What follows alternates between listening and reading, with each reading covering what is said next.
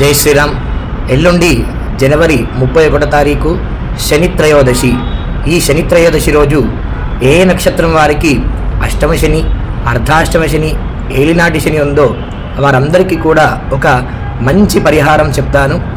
నువ్వులు, నల్లబట్ట, నువ్వుల నూనె తీసుకొని 19 టైమ్స్ 19 సార్లు ఆ శనేశ్వరుడి చుట్టూ తిరిగి నేను శ్లోకం చెప్తాను.